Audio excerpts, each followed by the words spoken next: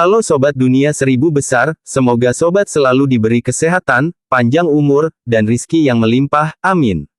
Sebelum masuk ke alur ceritanya, jangan lupa dukung channel ini ya dengan klik subscribe, like, komen, dan share, terima kasih. Mari kita lanjutkan perjalanan, Fang Yuan. Meskipun saya bukan Master Gu Jalur Bintang, jika saya menyempurnakan set Gu Bintang ini, itu akan sangat membantu dalam membuka gerbang bintang dan menghubungkan ke tanah yang diberkati Hu Immortal.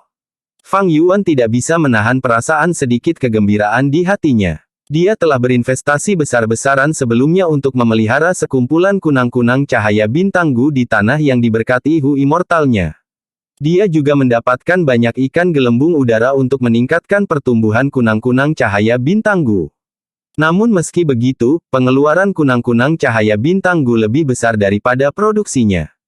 Setiap kali gerbang bintang dibuka, sejumlah besar kunang-kunang bintang Gu akan digunakan. Tetapi untuk memelihara kunang-kunang bintang Gu, dibutuhkan banyak waktu. Lebih mudah bagi Fang Yuan kembali ke dataran utara, ketika dia bisa menggunakan cahaya bintang di langit untuk salah satu dari dua sisi gerbang. Tetapi di tanah yang diberkati Istana Kekaisaran, tidak ada cahaya bintang di langit. Jadi, untuk membuka gerbang bintang, dia perlu mengeluarkan lebih banyak kunang-kunang bintang Gu. Tetapi jika dia bisa menyempurnakan set Gu ini yang dapat memperkuat kekuatan jalur bintang, satu kunang-kunang cahaya bintang akan dapat mencapai efek beberapa, dengan begitu, dia akan memiliki pengeluaran beberapa kali lebih sedikit daripada saat ini. Selanjutnya, resep Gu ini menarik, proses pemikiran dan sudut pandangnya berbeda dari norma, seperti deduksi yang dilakukan menggunakan sains dan matematika bumi. Berpikir bahwa Put Immortal sangat berpengetahuan, memiliki ide-ide yang luar biasa. Fang Yuan bisa melihat sebagian kebijaksanaan penyair abadi dari resep Gu ini. Mengambil semua yang berharga di beberapa kamar ini, Fang Yuan kembali ke tempat asalnya. Du Minjun adalah Gu Master Jalan yang benar, warisannya secara alami adalah warisan jalan yang benar, hanya ada satu cobaan dan tidak sulit. Ketika Fang Yuan kembali ke puncak gunung, kelompok cacing yang mengganggu semua orang telah bubar. Tuan Chang San Yin, Anda akhirnya kembali. Aku ingin tahu keuntungan apa yang telah dibuat Tuan di dalam. Ekspresi Pan Ping tidak menyenangkan saat dia berjalan ke arah Fang Yuan. Niatnya jelas, kamu Raja Serigala mengambil dagingnya, setidaknya kamu harus meninggalkan kami supnya dengan benar. Hahaha, selamat Tuan Raja Serigala, dengan warisan ini, kamu seperti harimau yang mendapatkan sayap. Zhu Zai menangkupkan tinjunya dan berbicara, tidak menyebutkan apapun yang berhubungan dengan membagi keuntungan. Fang Yuan mengangguk ringan, warisan ini ditetapkan oleh penyair abadi Du Minjun, masih banyak harta indah yang tersisa di dalamnya. Kamu bisa mengambilnya. Mengatakan demikian, dia duduk di atas Raja Serigala yang tak terhitung jumlahnya biru dan terbang ke langit. Pan Ping melihatnya pergi dan segera berteriak, Tuan Chang San Yin. Kami menahan kelompok cacing untukmu dengan susah payah, namun kamu mengambil semua hal terbaik di dalam warisan, sesuai aturan, kamu harus memberi kami kompensasi. Kompensasi. Fang Yuan menghentikan serigalanya, melayang di udara saat dia melihat Jenderal Pedang Tunggal ini dengan ekspresi setengah tersenyum.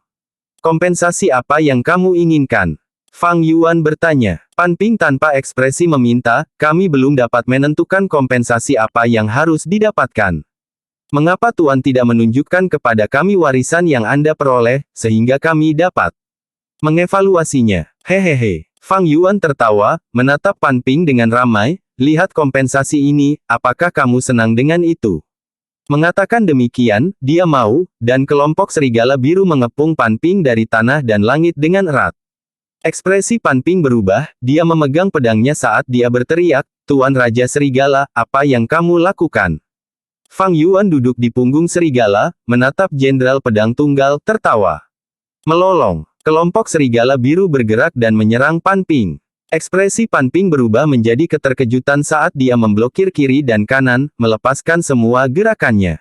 Dia adalah kultivasi tahap puncak peringkat 4, setelah mendapatkan banyak keuntungan dalam pertempuran, dia memiliki cacing Gu berkualitas tinggi yang merupakan satu set lengkap, kekuatan pertempurannya jauh melampaui keadaan sebelumnya. Tapi serigala biru bukanlah serigala biasa. Masing-masing setidaknya 100 raja binatang, ini berarti mereka masing-masing memiliki sejumlah besar gu liar di dalamnya. Setelah Pan Ping membunuh beberapa serigala biru, dia tidak bisa bertahan lagi, berdarah deras saat dia masuk ke dalam situasi putus asa. Tuan Raja Serigala, kamu terlalu sombong. Kami dari pasukan yang sama, apakah kamu mencoba membunuhku? Dia berteriak keras, mencoba menekan Fang Yuan menggunakan kebenaran. Master Gu lainnya tidak tahu harus berbuat apa. Sikap sombong Fang Yuan membuat mereka tidak nyaman. Tetapi karena kekuatannya, mereka tidak berani mengatakan apa-apa. Tuan Raja Serigala, tolong tenang. Pan Ping tidak tahu apa yang baik untuknya, dia secara verbal menghina Tuan, tetapi Tuan adalah pahlawan yang luar biasa, mengapa perlu menempatkan diri Anda pada levelnya? Zhu Zai mendesak dengan cepat. Pan Ping adalah jenderal kesayangan Hei Loulan, dikatakan bahwa dia sudah menjadi bagian dari suku Hei. Jika dia mati di sini, ketika Hei Loulan mengejar masalah ini, dia mungkin tidak melakukan apapun pada Chang San Yin, tetapi dia Zhu Zai akan ditakdirkan. Sejak Zhu Zai bergabung dengan tentara aliansi suku Hei, dia secara alami ingin bergabung dengan suku Hei. Zhu Zai, kamu terlalu memikirkan hal ini, aku tidak marah. Fang Yuan tersenyum ringan pada Zhu Zai, tetapi serigala biru menyerang lebih keras di bawah manipulasinya. Hati Zhu Zai cemas, tetapi dia diam-diam dikejutkan oleh kekejaman Fang Yuan. Di sana, Pan Ping dalam keadaan kritis, dia mengaktifkan pedang tunggal Gu tetapi hanya bisa membela diri, dia tidak bisa keluar dari pengepungan serigala. Tuan Raja Serigala, tolong kasihani. Pan Ping akan mati. Zhu Zai menunjukkan ekspresi ketakutan saat dia mendesak sekali lagi. Fang Yuan akhirnya menghentikan serangannya, menghela nafas pada Zhu Zai, saya tidak kejam, tetapi junior ini tidak tahu bagaimana menghormati seniornya. Jika saya tidak memberinya pelajaran hari ini, apakah dia akan menari di kepala saya di masa depan? Iya, Tuan benar. Zhu Zai dengan cepat menjawab. Fang Yuan melambaikan tangannya dan serigala biru berhenti menyerang, mereka mundur tetapi pengepungan masih ada. Tanpa tekanan serigala, Pan Ping pingsan di tanah. Dia bermandikan darah dan berlumuran luka, dia bernapas kasar saat dia menatap Fang Yuan dengan mata penuh kebencian. Fang Yuan melihat ekspresinya dan tertawa, sepertinya kamu belum cukup. Mungkin pelajaranku tidak cukup keras. Zhu Zai, bagaimana menurutmu? Zhu Zai bergidik, dia bisa melihat niat membunuh yang luar biasa yang tersembunyi di tatapan tenang Fang Yuan. Dia dengan cepat melambaikan tangannya, sudah cukup. Pan Ping telah menerima pelajaran yang cukup. Pan Ping, cepat minta maaf kepada Lord Wolf King. Pan Ping mengepalkan tinjunya, dia mengertakkan gigi saat dia menarik napas dalam-dalam beberapa kali. Menutup matanya dan berkata dengan sangat kesakitan, Tuan Raja Serigala, maafkan aku. Namun, dia melolong di dalam hatinya, penghinaan hari ini, saya akan mengembalikannya kepada Anda 100 kali lipat. Raja Serigala, ingat ini. Aku bukan seseorang yang bisa kamu permalukan sesuka hatimu. Pan Ping adalah orang yang waspada dan rendah hati, tetapi setelah kontes Istana Kekaisaran, kebanggaan di bagian dalam hatinya meledak. Terutama dalam pertempuran melawan suku Liu, dia pertama kali dibunuh oleh 3 kepala 6 lengan, tetapi dihidupkan kembali oleh Bai Yun Seng kemudian menggunakan manusia seperti sebelumnya Gu. Proses kebangunan rohani seperti itu membuat sifatnya sedikit berubah, membuatnya merasa seperti orang yang diberkati oleh surga. Menurut aturan, saya harus diizinkan untuk memeriksa keuntungan dari warisan. Raja Serigala, kamu terlalu sombong, kamu pasti akan menyesali semua yang kamu lakukan hari ini. Meskipun kamu kuat sekarang, itu hanya karena kamu mulai berkultivasi beberapa tahun lebih awal dariku. Suatu hari, aku akan menyusulmu, melampaui kamu, dan membalas semua penghinaan ini kembali kepadamu. Pan Ping berteriak secara internal. Fang Yuan secara alami tidak tahu apa yang dia pikirkan, tetapi dia juga tidak tertarik. Jika saya membunuhnya di sini, Hei Loulan tidak akan mengejar masalah ini dengan saya. Tapi ini adalah tindakan iblis, itu berbenturan dengan identitas saya. Selain itu sama sekali tidak menguntungkan rencana masa depan saya. Sebaiknya aku meninggalkan Pan Ping ini untuk masa depan. Pan Ping hanya memiliki satu pedang tunggal Gu yang diminati Fang Yuan. Jika dia terbunuh sekarang, Fang Yuan mungkin tidak akan menerima Gu. Jadi, Fang Yuan berkata, karena Anda mengakui kesalahan Anda, itu sangat bagus, itu berarti Anda telah memperhatikan kerja keras saya. Seorang junior harus berperilaku seperti junior, apakah kamu mengerti sekarang? Mengerti. Pan Ping memejamkan mata, dia sangat marah tetapi dia memeras kata-kata itu. Fang Yuan mencibir, dia mengerti perasaannya tetapi dia tidak mengeksposnya, hanya terus berkata, sangat bagus. Karena itu masalahnya, kompensasi saya. Untuk mendidikmu, aku membuat kerugian yang cukup besar, lihat serigala saya, 15 mayat tergeletak di sini. Apa? Pan Ping membuka matanya karena murni kemarahan. Apakah kamu tidak mau? Fang Yuan tersenyum ringan, menatap Pan Ping dengan ekspresi ejekan yang jelas, seperti kucing yang bermain-main dengan tikus. Aku bersedia. Pan Ping menarik napas dalam-dalam, menganggukkan kepalanya saat dia menerima nasibnya. Ini memang sikap seorang junior. Fang Yuan terkekeh, tersenyum lembut dan ramah.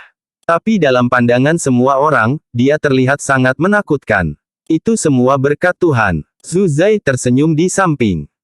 Tentu saja. Fang Yuan mengangguk setuju, tersenyum saat dia menerima sanjungan munafik ini. Dia kemudian melihat sekeliling, bagaimana dengan kalian? Apakah Anda juga membutuhkan pelajaran? Semua orang dengan cepat menolaknya dengan ekspresi pucat, mereka bergidik, jelas ketakutan karena akal. Fang Yuan tertawa keras, memeras semua resep gu Pan Ping dan beberapa cacing gunya. Pan Ping sangat marah, beberapa gu yang dipilih Fang Yuan sangat penting untuk set gunya, tanpa mereka, kekuatannya akan turun setidaknya 2 tingkat. Setelah bermain-main dengan Pan Ping, Fang Yuan merasakan kesenangan berubah menjadi kebosanan saat dia menepuk kepala serigala, naik ke langit, itu saja, masih ada hal-hal yang agak baik di dalamnya, mereka unik. Silakan ambil mereka. Semua orang mendengar ini dan direvitalisasi. Banyak orang berpikir, Lord Wolf King benar-benar, wajar baginya untuk mengambil sebagian besar daging. Lord Pan Ping terlalu kecil hatinya. Hanya sampai Fang Yuan dan kelompok serigala biru menghilang ke langit, semua orang mulai bergerak menuju pintu cahaya bintang. Menurut senioritas, Zhu Zai dan Pan Ping adalah 2 orang pertama yang menyerang. Keduanya pertama kali memasuki halaman kecil, tetapi hanya menemukan puisi asli Du Minjun. Adapun cacing gu, resep gu, semuanya tersapu oleh Fang Yuan, tidak ada jejak pun yang tersisa. Lord Wolf King benar, ini adalah harta yang benar-benar unik. Zhu Zai memegang puisi di tangannya sambil tertawa getir. Pan Ping yang penuh harapan dan ingin mendapatkan keuntungan untuk menutup kerugiannya memiliki ekspresi gelap. Tiba-tiba, dia memuntahkan seteguk darah saat dia pingsan karena marah. Beberapa hari kemudian, dengan kecepatanku saat ini, istana suci harus dekat. Fang Yuan menunggangi punggung Raja Serigala yang tak terhitung jumlahnya, merenung pada dirinya sendiri. Segera setelah itu, tatapannya tertuju pada area di tanah di bawahnya. Medan ini sangat akrab, jangan bilang. Fang Yuan melihat ke tanah. Dia melihat ada gundukan yang menonjol tinggi di atas tanah. Tidak ada kontur yang kuat di gundukan, ada bukaan di atasnya yang menunjukkan lubang besar, seperti terowongan di bawah tanah. Adapun sekitar gundukan ini, itu adalah area rawa yang sangat besar. Ada pepohonan yang jarang di rawa. Di sisi barat daya, ada sungai. Air sungai tidak jernih, tetapi itu adalah sungai yang sangat panjang, baik awal maupun akhir sungai berada di luar bidang penglihatan Fang Yuan. Cahaya di tanah, bersinar setinggi 100.000 kaki, berenang di langit sejauh 100 li, memuji salju harum plum. Melihat pemandangan ini, Fang Yuan tidak bisa menahan diri untuk tidak memikirkan frasa ini di benaknya. Apakah ini tanah warisan di Qiyu? Fang Yuan memiliki kilasan inspirasi saat dia merasa linglung. Saat itu, dia telah memperoleh informasi tentang warisan di Qiyu dari lempengan batu abu-abu putih palsu. Ide lukisan Gu di lempengan batu abu-abu putih mengukir peta ini di otaknya. Dengan demikian, Fang Yuan memiliki ingatan yang jelas tentang hal itu, dia tidak bisa melupakannya bahkan jika dia mencoba. Dia mengepakkan sayapnya dan terbang mengelilinginya di langit, menegaskan bahwa medan ini persis seperti yang dia ingat. Jadi ini dia. Saya bertanya-tanya sebelumnya, warisan yang menggunakan medan sebagai petunjuk tidak dapat diandalkan. Jika ini di luar di dataran utara, medan dapat dengan mudah diubah atau dihancurkan. Tapi di tanah yang diberkati Istana Kekaisaran, itu akan menjadi kasus yang berbeda, pikir Fang Yuan. Tanah yang diberkati Istana Kekaisaran ini dibuka setiap 10 tahun sekali. Pemenang kontes Istana Kekaisaran akan masuk dan mungkin mengubah medan karena pertempuran. Namun, ketika tanah yang diberkati Istana Kekaisaran ditutup, medan perlahan pulih. Hingga 10 tahun kemudian, itu akan dibuka kembali setelah dikembalikan ke keadaan semula. Warisan di Qiyu, karena didirikan di dalam tanah yang diberkati Istana Kekaisaran, dan bahkan memiliki ide inovatif untuk menggunakan lempengan batu abu-abu putih palsu untuk melakukannya, pemiliknya pasti berusaha keras dan waktu untuk ini. Warisannya seharusnya tidak buruk. Dengan pemikiran seperti itu, Fang Yuan perlahan terbang ke gundukan. Setelah mengamati pintu masuk gundukan sebentar, dia memanggil beberapa serigala biru, dan memasuki lubang gelap. 15 menit kemudian, serigala biru kembali ke Fang Yuan tanpa cedera. Lubang yang dalam ini tampak gelap gulita dari luar, tetapi begitu seseorang masuk, mereka akan menyadari bahwa itu penuh dengan lumut yang bercahaya, tidak gelap sama sekali. Tidak ada apa-apa di dalam lubang, udaranya lembab dan hanya ada batu dan lumut. Fang Yuan secara pribadi masuk untuk memeriksanya, tetapi masih tidak menemukan apa-apa. Dia sedikit mengernyit, meninggalkan tempat itu. Dia sudah siap untuk hasil ini sejak lama. Warisan ini tidak sederhana, jika dapat diperoleh dengan mudah, orang lain akan mendapatkannya sejak lama. Tentu saja, saya tidak dapat mengesampingkan kemungkinan bahwa orang lain mendapatkannya sebelum saya. Tapi Fang Yuan menganalisis dan menyadari bahwa kemungkinan itu sangat rendah. Untuk datang ke sini, ada 2 syarat, salah satunya adalah mendapatkan petunjuk warisan, dan menguraikan lempengan batu abu-abu putih, diperlukan Master Gu yang terampil dalam penilaian untuk melakukannya. Kedua, mereka harus memasuki tanah yang diberkati Istana Kekaisaran, itu berarti mereka harus selamat dari kontes Istana Kekaisaran, sehingga mereka harus memiliki mata yang tajam, untuk menjadi bagian dari pemenang. Warisan ini sama sekali tidak sederhana. Sepertinya untuk mendapatkannya, saya perlu menafsirkan sandi. Fang Yuan menyimpulkan. Cahaya di tanah, bersinar setinggi 100.000 kaki, berenang di langit selama 100 li, memuji salju harum plum. Apa yang ingin dikatakan sandi ini? Fang Yuan memikirkannya, tetapi dia tidak mendapat jawaban. Meskipun dia memiliki banyak pemikiran, tidak ada yang mengarah pada ide-ide konklusif. Tidak apa-apa, aku akan membiarkannya begitu saja. Masih ada waktu tersisa di dalam tanah yang diberkati Istana Kekaisaran. Fang Yuan mengepakkan sayapnya dan terbang, membawa kelompok serigala bersamanya menuju Istana Suci Pusat Tanah Terberkati. Itu adalah bagian terpenting dari rencananya, dia menghabiskan begitu banyak waktu menyamarkan dirinya, itu semua untuk memasuki tanah yang diberkati Istana Kekaisaran. Mendapatkan lanskap seperti sebelumnya Gu adalah prioritas utamanya, tetapi selain itu adalah warisan yang mulia abadi matahari raksasa di dalam gedung 88 yang sejati. Tidak harus dia, sebagian besar Master Gu yang kuat akan memilih untuk pergi ke Istana Suci. Istana Suci adalah area pusat tanah yang diberkati Istana Kekaisaran, itu adalah esensi dari tanah yang diberkati. Istana Suci adalah salah satu dari 4 ruang istirahat yang mulia matahari abadi raksasa, itu juga ruang istirahatnya yang paling penting. Kamarnya yang lain berada di Laut Timur, Gurun Barat dan perbatasan selatan. Di benua tengah, Yang Mulia Abadi Matahari Raksasa memiliki ruang istirahat yang lebih besar dan lebih megah di langit, terletak di dalam surga umur panjang. Dalam sejarah, ada 10 Master Gu peringkat 9, yang dikenal sebagai Yang Mulia Abadi, dan Yang Mulia Iblis. 10 ini ada di seberang sungai waktu yang panjang, dari era kuno yang tak terlupakan hingga era kuno yang jauh, ke era kuno-kuno, ke era kuno abad pertengahan, dan akhirnya, era kuno akhir. Masing-masing dari mereka adalah ahli mutlak pada zaman mereka, mereka tak tertandingi dan tak terkalahkan di dunia.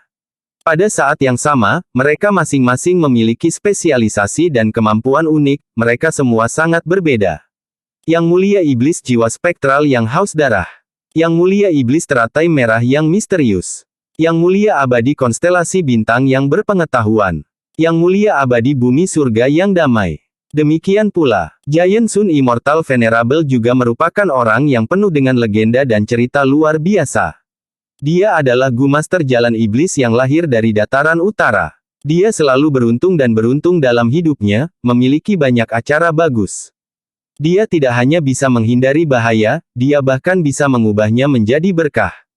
Setelah dia menjadi jalan iblis Gu Immortal, dia adalah Casanova dan bermain-main dengan wanita di mana-mana, tidak ada yang bisa menahannya. Bahkan peri nomor 1 dari Spirit Affinity House di benua tengah saat itu, salah satu dari 10 sekte teratas, menjadi istrinya. Karena itu, dia menjadi tetua tertinggi eksternal dari Spirit Affinity House, dan beralih ke jalan yang benar. Yang Mulia Abadi Matahari Raksasa memiliki sifat yang tidak sopan, setelah menjadi Yang Mulia Abadi, dan naik ke Pengadilan Abadi, dia menjadi Raja Abadi generasi keempat. Dia selanjutnya membangun 5 ruang peristirahatan yang besar, dan memiliki lebih dari beberapa puluh juta selir. Dia sangat energik ketika dia berusia 1000 tahun, dia masih menerima gadis-gadis muda dari seluruh dunia untuk memperluas haremnya. Jadi, di antara semua yang terhormat, dia memiliki keturunan terbanyak. Dia memiliki terlalu banyak anak, dia bahkan tidak bisa mengingat sebagian besar nama mereka.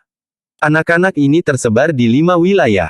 Saat ini, mereka sebagian besar terkonsentrasi di dataran utara, dan Master Gu yang memiliki garis keturunan Yang Mulia Abadi Matahari Raksasa, secara kolektif dikenal sebagai keluarga Huang Jin.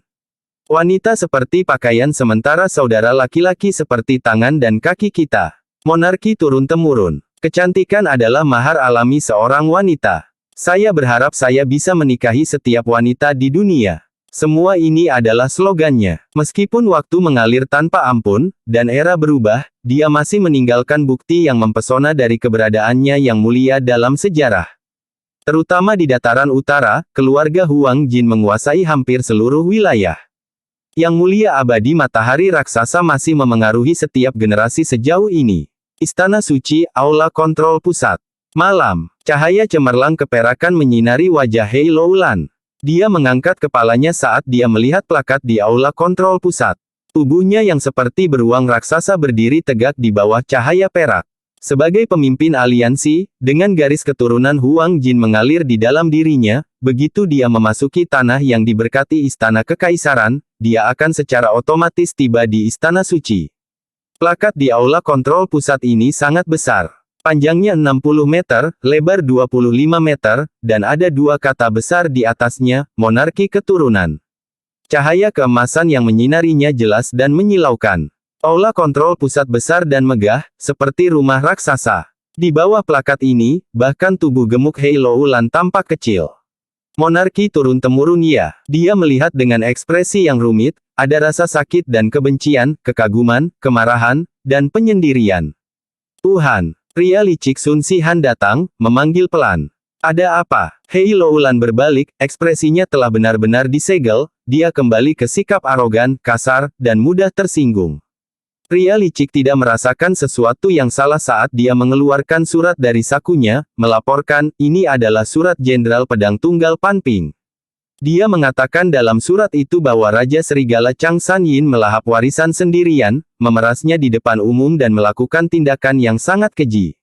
Dia berharap Tuan dapat mencari keadilan untuknya. Aduh. Hei Loulan mengulurkan lengan kanannya yang gemuk. Pria licik dengan cepat menyerahkan surat itu kepadanya dengan kedua tangan. Tuhan, saya tidak mencoba untuk usil, tetapi Chang San Yin ini semakin sombong.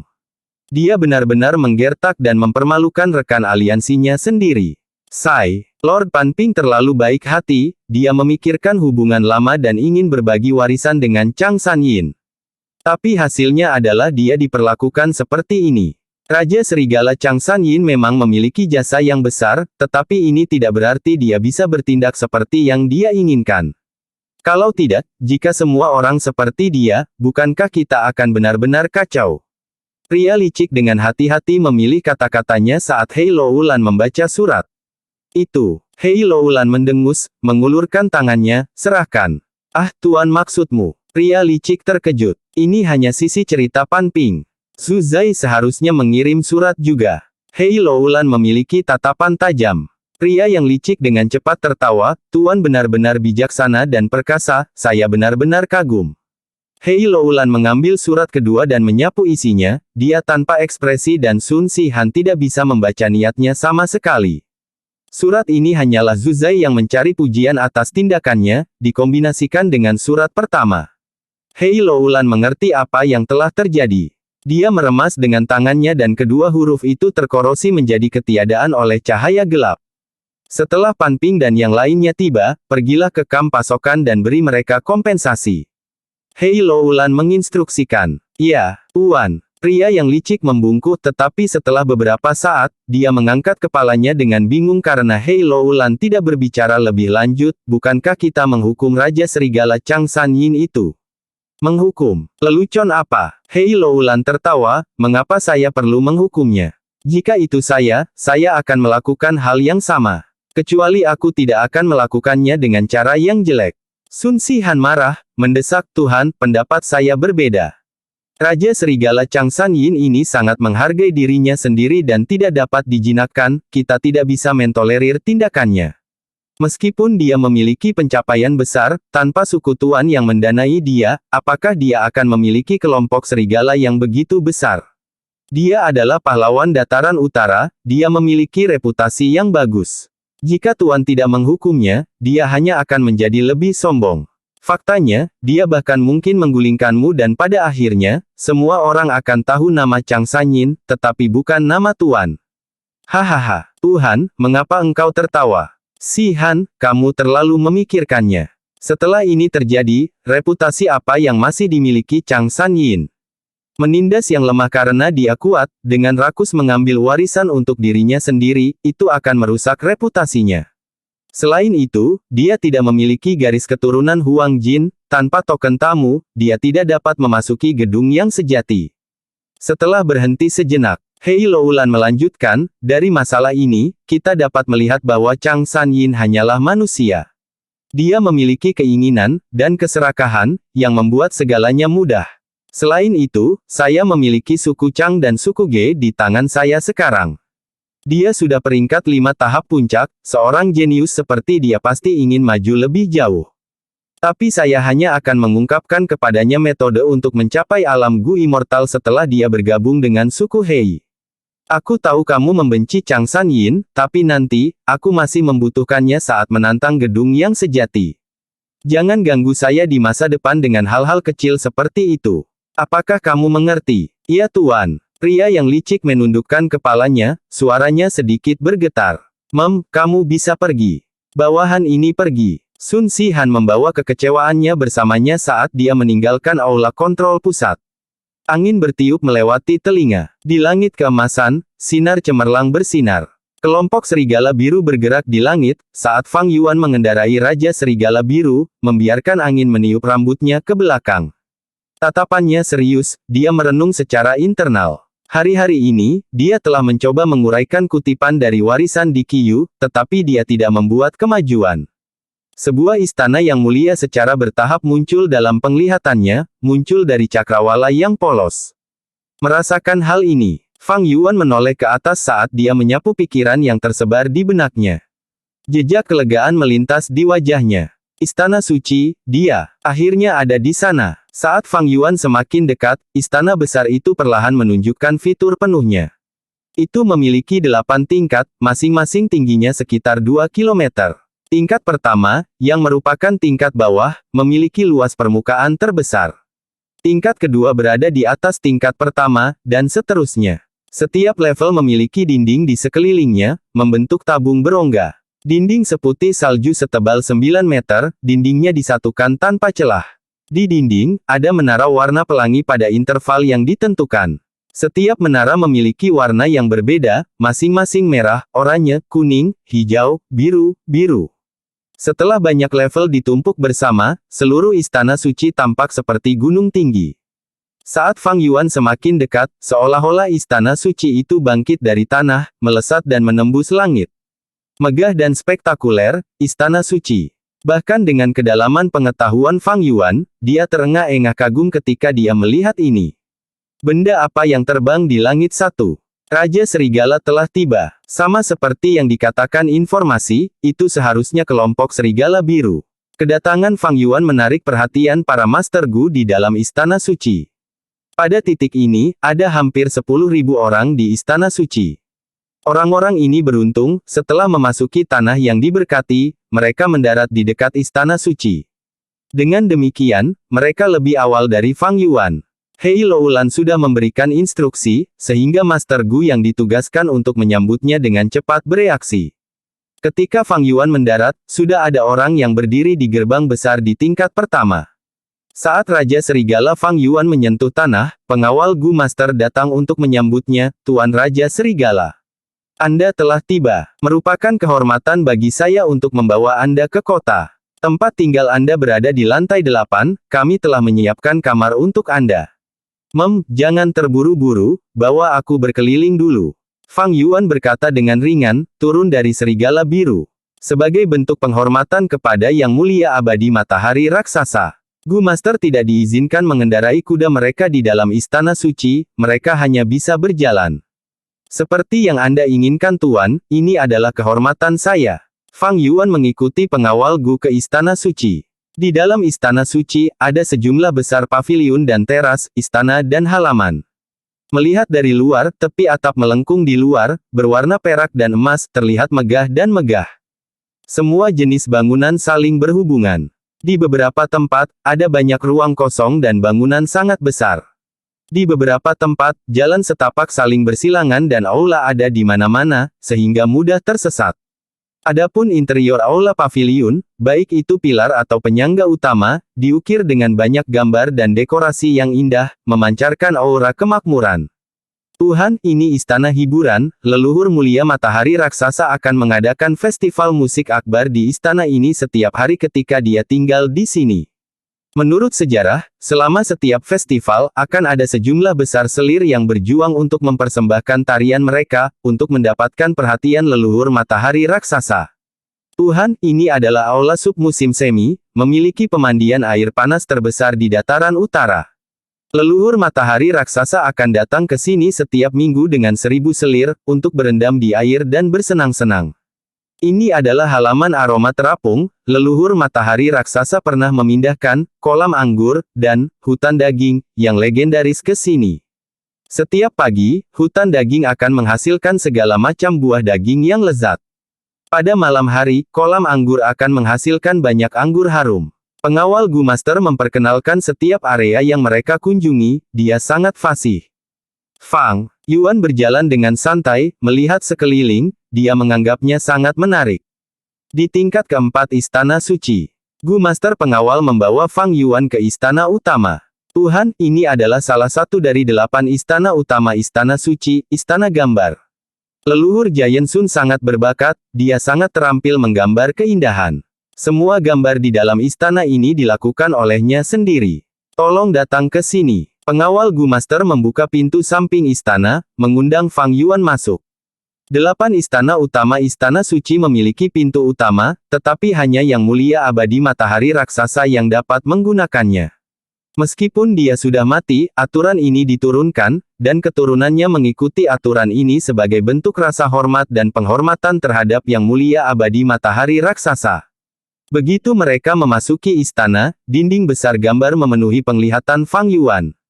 Tidak ada apa-apa di istana gambar ini, kecuali tembok besar. Di dinding ini, ada segala macam keindahan, yang memikat, yang polos, yang tersenyum, atau mereka yang dalam pikiran. Mereka berada dalam segala macam postur dan posisi, ada 80.000 gambar. Mereka yang digambar di sini sangat disukai oleh leluhur Matahari Raksasa untuk jangka waktu tertentu. Tentu saja, merupakan kehormatan terbesar bagi seorang wanita untuk digambar dengan tangan oleh seorang yang terhormat. Leluhur Matahari Raksasa memiliki banyak selir, tetapi yang tercatat di sini adalah krim tanaman, mereka bisa dilestarikan selamanya di sini.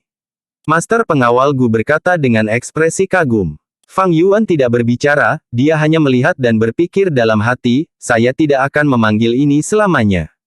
Setidaknya dalam 500 tahun sebelumnya, tanah yang diberkati Istana Kekaisaran dihancurkan oleh benua tengah Gu Immortals, dan Istana Suci menjadi sejarah.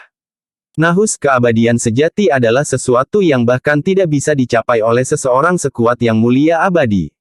Ketika orang-orang datang ke sini, mereka akan terpana oleh aura Istana Suci yang megah dan mengesankan, bahkan jika mereka tidak kewalahan, mereka akan merasakan kekaguman yang besar. Tapi Fang Yuan bisa merasakan jejak pembusukan dan pembusukan dalam kecemerlangan ini. Tanpa kehidupan kekal, jadi bagaimana jika Anda sekuat yang mulia? Bahkan matahari raksasa Casanova telah berubah menjadi abu sekarang. Jejaknya masih ada di sini, membuktikan kiradaannya, tetapi menurut pendapat Fang Yuan, bukti seperti itu dipenuhi dengan ejekan kegagalan, itu benar-benar menyedihkan. Minatnya telah memudar. Ayo pergi, bawa aku ke akomodasi tingkat 8. Fang Yuan menghela nafas, instruksi. Pengawal Gu Master keluar dari kelinglungannya dan berkata dengan ragu-ragu, tapi Tuhan, Istana Suci memiliki banyak situs terkenal, kami baru saja mulai. Selain itu, ada juga Istana Kecantikan, Istana Gadis Muda, Istana Memikat, Istana Polos, dan Istana Aroma yang unik. Saat itu, manusia varian wanita tinggal di sana, bahkan ada pria berbulu. Ada juga istana patung giok, yang dimaksudkan untuk memahat keindahan, dan mempersembahkannya kepada leluhur.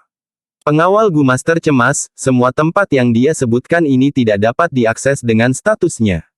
Dia ingin menggunakan kesempatan ini untuk memuaskan rasa ingin tahunya. Tapi Fang Yuan tidak memenuhi keinginannya. Selama tahun-tahun terakhir yang mulia abadi matahari raksasa, dia jarang pergi ke alam fana untuk tinggal di Istana Suci. Dia hidup di surga umur panjang, dengan cara yang tertutup. Adapun dataran utara, sejumlah besar gadis akan dipilih baginya untuk mengisi Istana Suci. Terakhir kali yang mulia abadi matahari raksasa datang ke Istana Suci, dia tidak bertemu gadis-gadis ini, sebaliknya dia membangun gedung 88 yang sejati dan menetapkan aturan.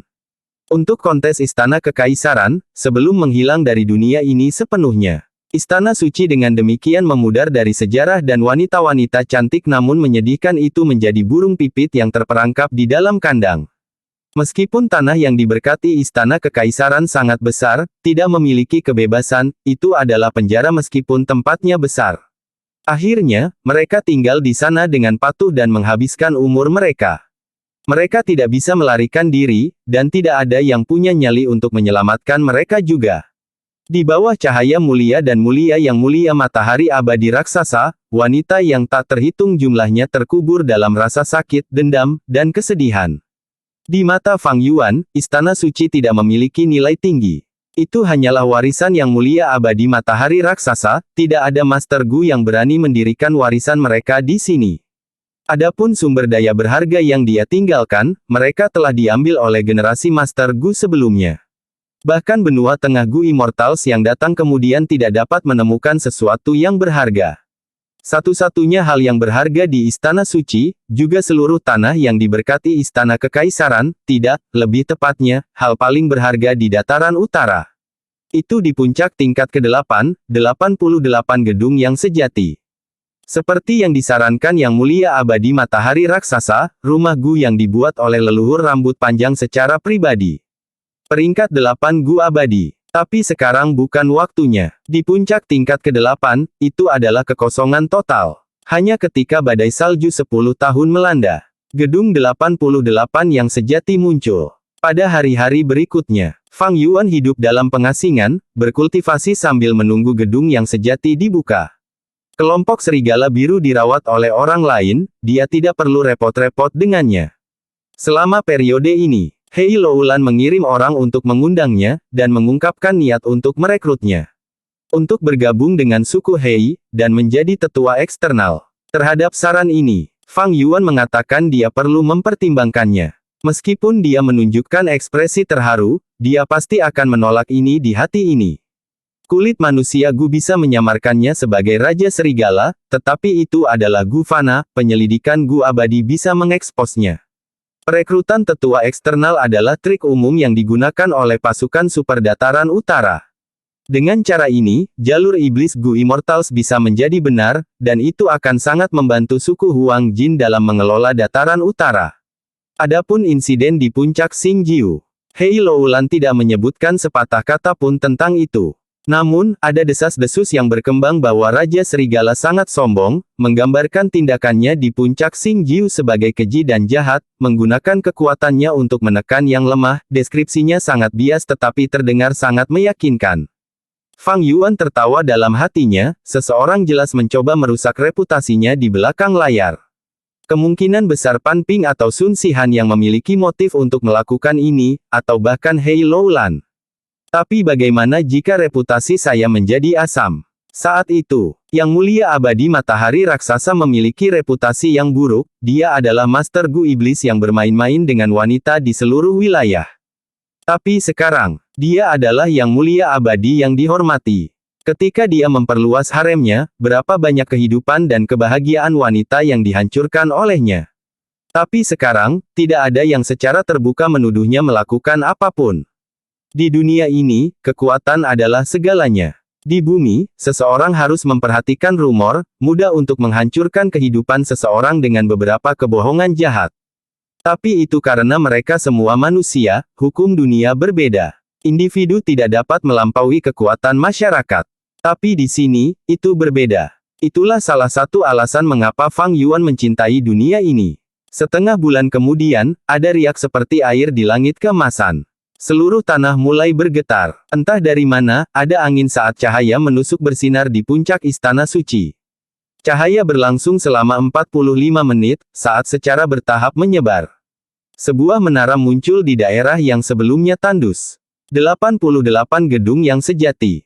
Itu adalah menara. Seperti rebung musim semi, itu tinggi dan ramping dan tegak. Bentuk menara itu samar-samar dengan segala macam warna yang indah, seperti tubuh tinta warna-warni berbentuk menara saat terus bergetar. Ini adalah penampilan awal dari 88 gedung yang sejati, dan hanya ketika badai dan salju menutupi dataran utara, dan semua menara kecil tanah yang diberkati istana kekaisaran tenggelam ke tanah, setiap lapisan 88 gedung yang sejati akan stabil. Hanya dengan begitu seseorang bisa masuk ke dalam dan menjelajah. Fang Yuan berdiri di pintu masuk kediamannya dan melihat ke arah kubah. Pada saat ini, terdengar teriakan kegembiraan dan kejutan di istana suci. Gu Masters bersorak dengan semangat tinggi sementara banyak manusia berlutut di tanah, memuji kekuatan Yang Mulia Abadi Matahari Raksasa. Tetapi bahkan ketika 88 gedung yang sejati terbentuk sepenuhnya, saya tidak akan bisa masuk karena saya bukan keturunan Yang Mulia Abadi Matahari Raksasa dan tidak memiliki garis keturunannya. Jika saya ingin masuk ke dalam, saya membutuhkan Hei Loulan untuk memberi saya token tamu. Nah, tidak perlu terburu-buru, apakah gedung yang sejati begitu mudah untuk dimasuki? Hei Loulan cepat atau lambat akan membutuhkan bantuan eksternal sepertiku. Setelah beberapa saat, Fang Yuan mengalihkan pandangannya dan berjalan kembali ke kamarnya. Saat pintu ruangan ditutup, suara sorak-sorai dari luar langsung melunak. Fang Yuan memasuki ruang rahasia yang khusus dimaksudkan untuk kultivasi dan duduk tegak di atas bantal. Kedua bukaan saya sekarang telah mencapai tahap puncak peringkat 5. Sehubungan dengan jalur perbudakan, saya memiliki kelompok serigala biru, sedangkan sehubungan dengan jalur kekuatan, saya memiliki gerakan pembunuh 4 lengan Raja Angin. Dikombinasikan dengan pengalaman pertempuran saya sudah berada di puncak di antara manusia. Tapi untuk berurusan dengan Gu Immortal, alis Fang Yuan perlahan mulai berkerut. Dia sangat menyadari kesenjangan yang sangat besar antara yang abadi dan yang fana, manusia yang melawan makhluk abadi sama sulitnya dengan naik ke surga. Baginya, situasi terbaik saat ini adalah Bai Yun Seng sudah memiliki resep untuk lanskap Gu abadi seperti sebelumnya di benaknya. Tidak baik bagi Fang Yuan untuk bergerak keluar di dataran utara, tetapi akan sangat nyaman baginya untuk melakukannya di gedung 88 yang sejati. Menggunakan Gu untuk menjarah sungai seperti sebelumnya dan gunung seperti sebelumnya Gu dari Bai Yun Seng, dan kemudian menjarah resep Gu abadi dari pikirannya.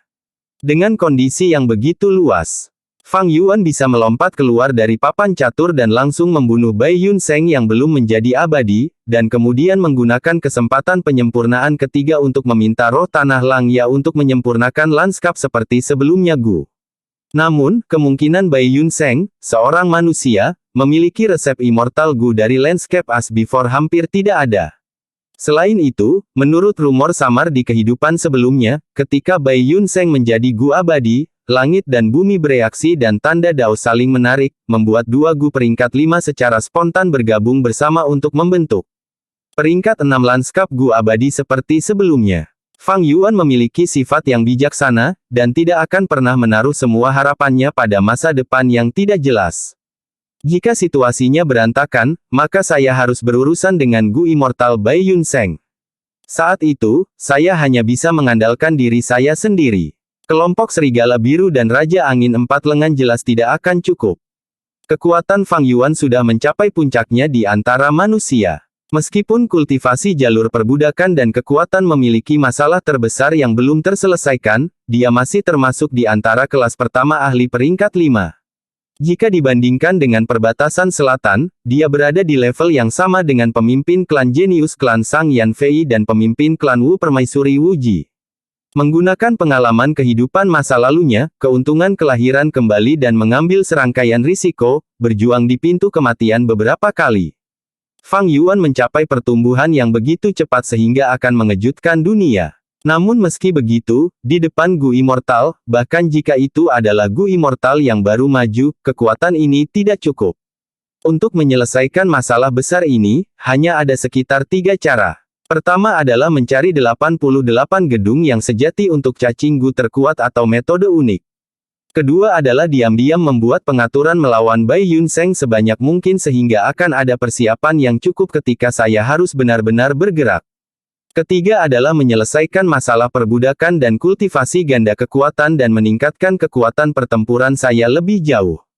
Fang Yuan diam-diam merenung. Dia sepenuhnya sadar bahwa dia telah menghabiskan hampir semua fondasi kehidupan sebelumnya dalam menciptakan Raja Angin Empat Lengan.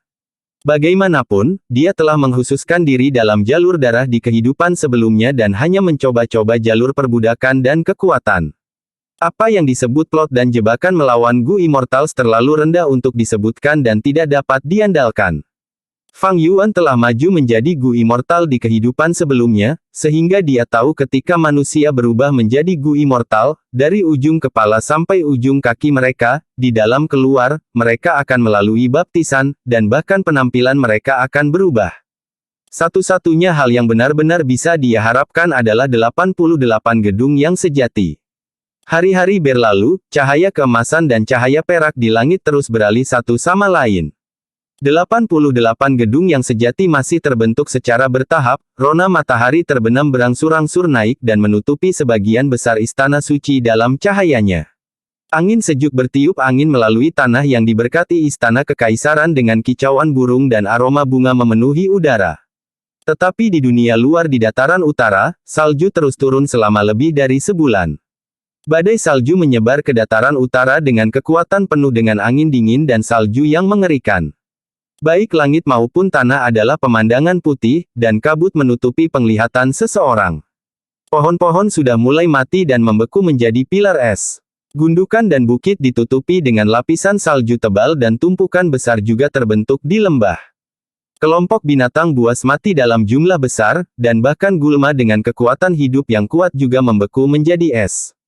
Bahkan ketika seseorang meludah, air liur akan langsung berubah menjadi es. Tapi surga tidak pernah menghalangi semua jalan, entah bagaimana, akan selalu ada jejak harapan yang tersisa.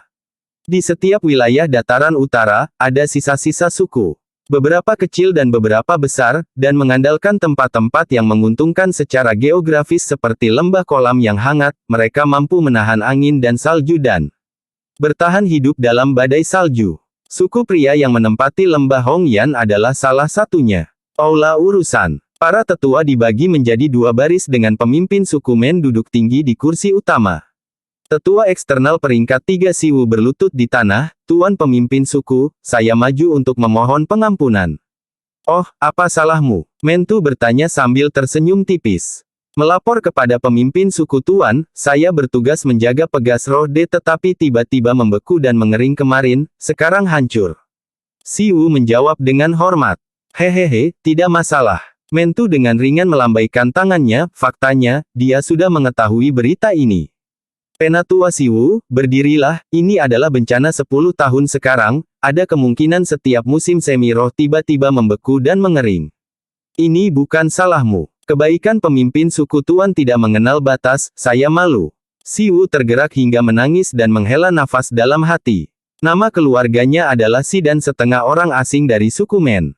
Meskipun dia telah menikah dengan suku Men, tetapi dia masih disingkirkan. Sebuah masalah terjadi di Pegas Roh yang telah ditugaskannya, masalah ini bisa jadi besar atau kecil. Untungnya, pemimpin suku Men generasi ini berpikiran terbuka dan tidak memeriksanya. Namun, apapun yang menyangkut mata air roh adalah urusan utama suku. Men Duo, berapa banyak mata air roh yang tersisa sekarang?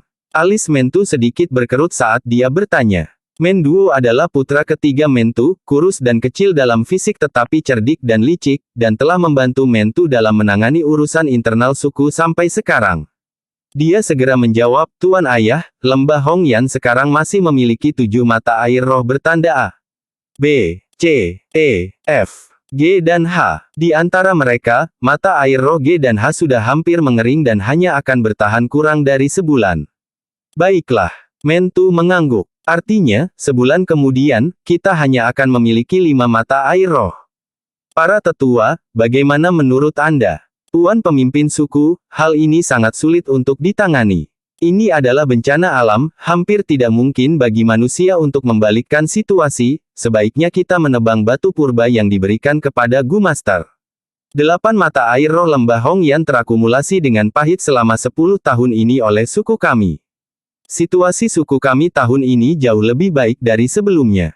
Itu semua berkat bimbingan bijak pemimpin suku Tuan sehingga kita tidak perlu khawatir, suku lain berada dalam situasi yang jauh lebih buruk.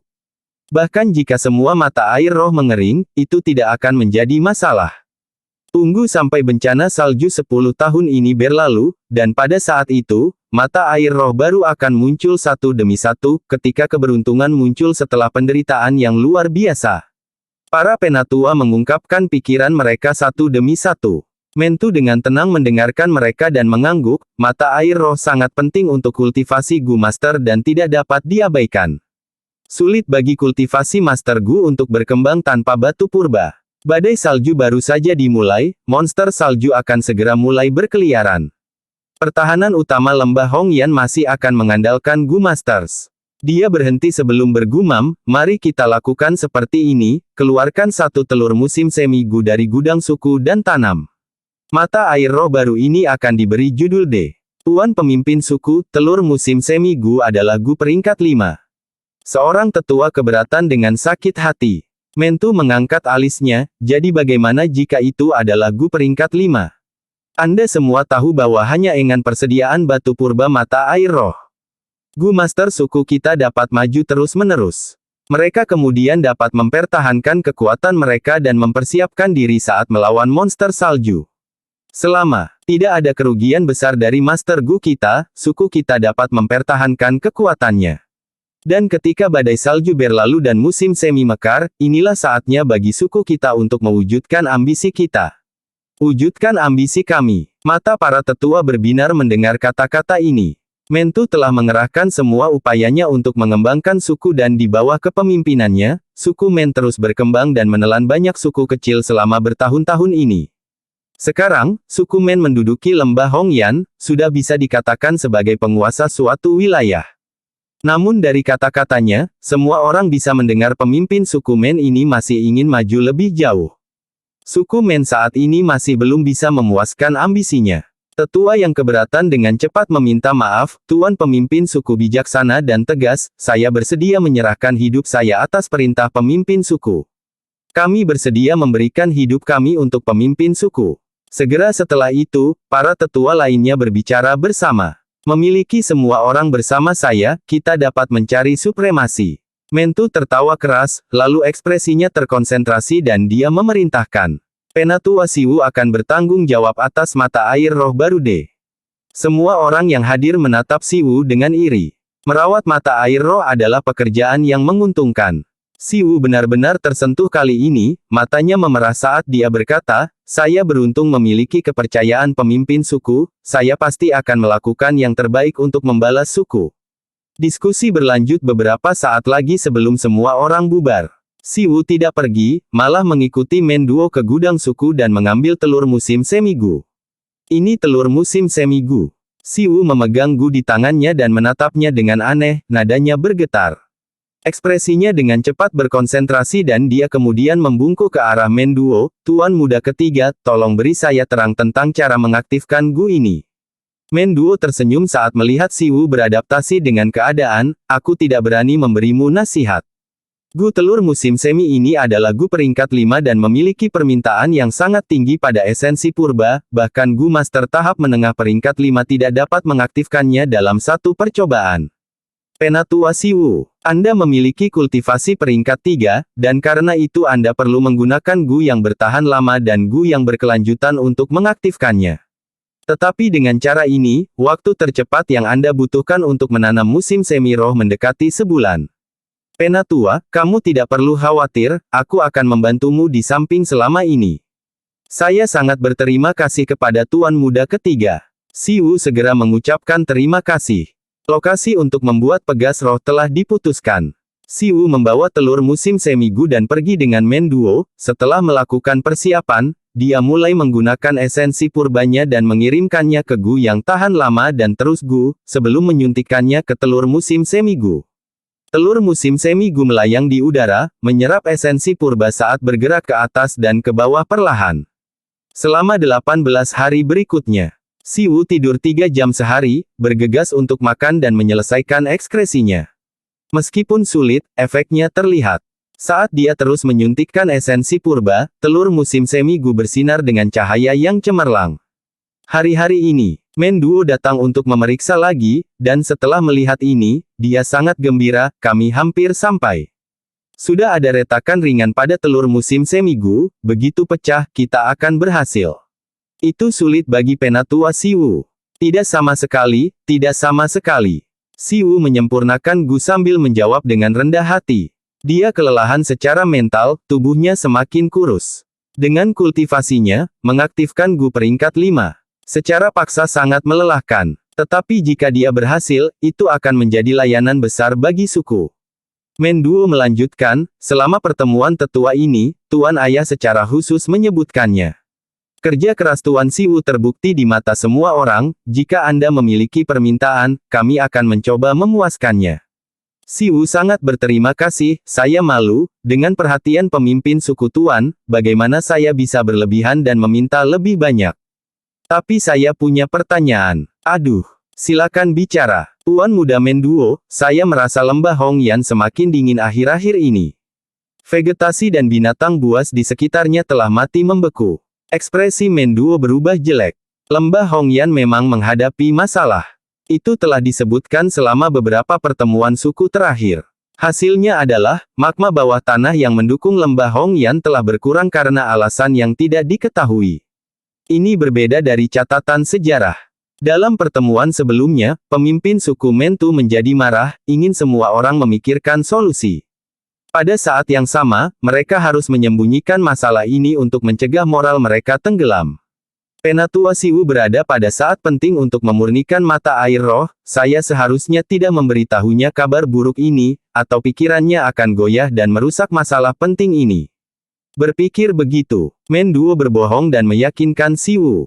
Siwu tidak merasakan ada yang salah, dia hendak berbicara tetapi tiba-tiba, ekspresinya berubah, berteriak, oh tidak, ini salju tangan terbang. Menduo berbalik dan terkejut, bagaimana bisa ada salju tangan terbang di lembah Hongyan.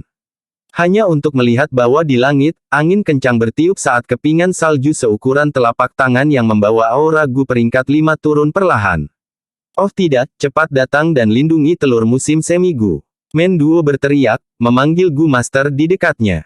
Tapi badai salju itu kuat, angin memotong seperti pisau cukur dan kekuatan langit dan bumi turun, setelah menahannya untuk sementara waktu, semua orang mulai jatuh ke dalam kerugian.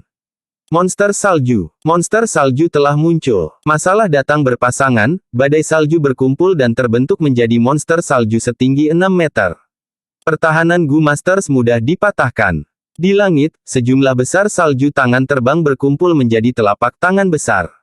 Di bawah kemarahan dan kemarahan semua orang, sambil tatapan yang benar-benar tak berdaya, tangan salju raksasa itu meraih telur musim semi Gu di udara dan meremas. Retak. Dengan suara ringan, tangan salju hancur. Kepingan salju mendarat di tanah, telur musim semi peringkat 5 Gu di dalamnya sudah menghilang. Cahaya perak bersinar seperti racun yang menghujani tanah yang diberkati istana kekaisaran. Melolong-lolongan. Kelompok serigala biru berlari di tanah, beberapa berlari di udara, sementara yang lain berlari dengan cakar mereka. Meskipun ada Master Gu yang memberi mereka makan di Istana Suci, serigala ini masih menginginkan kebebasan. Mereka ingin menjadi binatang buas yang berkeliaran di langit, dan bukan burung kenari yang terperangkap di kandang. Sebagai tuan mereka, Fang Yuan membiarkan mereka melakukan apa yang mereka inginkan. Dia sendiri melebarkan sayap elangnya saat dia terbang di langit, melihat tanah di bawahnya. Itu adalah warisan di Qiyu. Cahaya di tanah, bersinar setinggi 100.000 kaki, berenang di langit selama 100 li, memuji salju harum plum. Apa arti kalimat ini? Fang Yuan merenung. Dia datang untuk menjelajahi tanah warisan setiap beberapa hari. Naluri memberitahunya bahwa warisan di Qiyu ini tidak sederhana. Jadi, setiap kali dia keluar, dia menggunakan alasan untuk berjalan dengan serigalanya, untuk melatih mereka dan melatih keterampilan manipulasinya. Namun meski begitu, dia tidak bisa tinggal lama. Fang Yuan sekarang adalah orang dengan status tinggi, kedua setelah Hei Loulan. Setiap gerakannya diteliti oleh semua orang. Dia tidak lagi terlihat seperti sebelumnya. Kali ini, dia tidak memiliki temuan, dan untuk mencegah kecurigaan, dia hanya bisa pergi untuk saat ini. Meskipun dia bisa sepenuhnya menempati seluruh area ini menggunakan statusnya sekarang, Fang Yuan tidak melakukan itu. Jika warisan ini memiliki nilai tinggi, bahkan jika dia memiliki kekuatan besar, orang lain akan bersaing dengannya. Dia tidak memiliki garis keturunan Huang Jin. Untuk memasuki gedung 88 yang sejati, dia membutuhkan token tamu Hei Loulan. Namun, dia telah mengirim orang untuk mengintai daerah itu. Alasannya secara alami adalah kelompok serigala biru. Setiap kali dia pergi berburu dengan kelompok serigala biru, akan ada rute. Sebelum pindah, dia akan mengirim Gu Masters untuk mengintai jalan untuknya, dan pergi ke jalan yang memiliki mangsa terbanyak. Ada 5 hingga 6 rute untuk dipilih setiap kali, tetapi masing-masing akan dekat dengan warisan di Qiyu. Seseorang harus bertindak tanpa celah. Fang Yuan mengikuti rute yang dia rencanakan dan terus berburu dengan kelompok serigala biru. Ada banyak binatang buas dan sumber daya di dalam tanah yang diberkati Istana Kekaisaran. Terutama di dekat menara kecil, ada segerombolan cacing dan guliar yang tak terhitung jumlahnya. 88 gedung yang sejati adalah sesuatu yang hanya memiliki kesempatan untuk dimasuki oleh sejumlah kecil Master Gu. Sebagian besar Master Gu akan berkeliaran di tanah yang diberkati yang luas, menaklukkan guliar, atau menemukan warisan. Fang Yuan mengikuti jejak dan menemukan banyak Master Gu. Adapun daerah dekat warisan di Qiyu, tentu saja ada banyak Master Gu yang lewat. Fang Yuan tidak takut gunung di Qiyu akan diambil oleh seseorang. Bahkan, dia berharap seseorang akan menemukannya dan memicunya. Dia akan mendapatkan berita tentang hal itu pada saat itu dan akan dapat menyerang dengan mudah. Bagaimanapun, dia sudah menggunakan kekuatannya untuk merebut warisan kembali di puncak Xingjiu. Gemuruh-gemuruh. Ada beberapa suara keras yang datang dari tanah. Fang Yuan mengendarai Raja Serigala yang tak terhitung jumlahnya, dan melihat ke bawah, melihat sebuah menara kecil bersinar dengan cahaya terang, tenggelam ke tanah perlahan. Fang Yuan tidak terkejut. Dalam kemajuan kemunculan gedung 88 yang sejati secara bertahap, menara kecil di tanah yang diberkati Istana Kekaisaran perlahan-lahan akan tenggelam ke dalam tanah. Menara-menara kecil ini seperti sarang yang dipenuhi dengan semua guliar yang telah tumbuh dalam 10 tahun terakhir. Banyak orang menebak, guliar di menara kecil ini adalah sumber energi untuk membentuk 88 gedung yang sejati. Di satu sisi, menara kecil ini adalah bagian dari 88 gedung yang sejati. Dugaan ini tidak pernah mendapat konfirmasi. Gu Immortals yang dapat mengkonfirmasi ini tidak dapat memasuki tanah yang diberkati Istana Kekaisaran. Dan manusia yang bisa masuk terlalu lemah dibandingkan dengan yang mulia abadi matahari raksasa, mereka tidak bisa menguraikannya. Tapi Fang Yuan adalah pengecualian. 88 gedung yang sejati memiliki desain yang menarik, itu benar-benar karya surga. Menara kecil ini memang bagian dari gedung yang sejati. Fang Yuan jauh lebih berpengetahuan daripada Gu Immortal lainnya dalam aspek ini, karena dia mengendalikan informasi terlengkap mengenai 88 gedung yang sejati. Sumber informasi ini adalah roh tanah Langya. Roh tanah dalam hidupnya adalah leluhur rambut panjang abadi Gu peringkat 8 yang menciptakan gedung 80. 8 yang sejati. Tunggu. Tubuh Fang Yuan bergetar, kilatan inspirasi muncul di hatinya, menyapu kebingungan di hatinya. Saat ini, dia akhirnya menemukan hal aneh tentang Dikyu, tidak ada menara kecil di dekat Dikyu. Memang, itulah masalahnya. Mata Fang Yuan bersinar dengan kecemerlangan, dalam beberapa kali terakhir dia membawa serigala biru untuk berburu, dia akan berada di langit dekat Dikyu, atau tanah di dekatnya. Sekarang setelah dia mengingatnya, dia menyadari kekhasan Dikyu. Menurut logika, setiap 8 li harus memiliki menara kecil. Dan setiap menara kecil sesuai dengan daerah di dataran utara. Tapi di dekat Dikyu, tidak ada apa-apa. Berpikir begitu, Fang Yuan menjadi bersemangat. Ini adalah terobosan besar. Mengikuti petunjuk ini, dia berpotensi mengungkap misteri warisan Dikyu. Tapi Fang Yuan tidak berbalik. Bergegas dengan bersemangat seperti ini meminta untuk dicurigai. Dia mengendalikan emosinya yang bersemangat, dan melanjutkan rute yang telah dia persiapkan. Serigala biru bergerak keluar dari Istana Suci, dan setelah satu putaran, kembali. Istana Suci itu seperti puncak gunung. Gedung 88 yang sejati di puncaknya masih memelihara. Aurora yang dipancarkannya menutupi seluruh Istana Suci. Istana Suci yang megah dan indah diselimuti aura misterius dan kuat. Fang Yuan pergi berburu setiap 6 atau 7 hari dengan kelompok serigala biru. Tetapi rencana tidak dapat mengikuti keadaan. 3 hari kemudian, aurora berkumpul menjadi satu titik dan mulai terbentuk. Lapisan pertama dari 88 gedung yang sejati telah terbentuk. Ini adalah berita gembira, menyebabkan Istana Suci menjadi gempar. Sekaligus, topik hangat semua orang adalah tentang gedung ini. Tentu saja, sebagian besar Master Gu hanya bisa menonton. Hei Loulan masuk dengan penuh semangat, beberapa jam kemudian, dia kembali dalam keadaan menyedihkan, luka menutupi tubuhnya. Luka-lukanya tidak ringan, tetapi tidak bisa menyembunyikan keterkejutan di matanya. Selama ekspedisi kedua, dia membawa banyak Master Gu suku Hei. Anggota suku Hei memiliki garis keturunan yang mulia abadi matahari raksasa, mereka dapat dengan bebas masuk dan keluar dari gedung yang sejati tanpa batasan. Selama masa-masa seperti itu, anggota suku adalah yang paling dapat diandalkan. Mengapa ada kebutuhan untuk berbagi dengan orang luar apa yang bisa dilahap sendirian? Ketika Hei Loulan kembali, dia terlihat sangat lelah. Adapun Master Gu yang masuk, hanya 60% yang kembali. Setelah itu, segala macam rumor dan informasi menyebar, semuanya mengenai gedung yang sejati. Beberapa mengatakan bahwa gedung yang sejati adalah karya surga, itu spektakuler, beberapa mengatakan bahwa sulit untuk dijelajahi, setiap langkah genting, beberapa mengatakan bahwa hadiah untuk melewatinya sangat menarik. Sekarang, semua orang tergerak. Bersambung.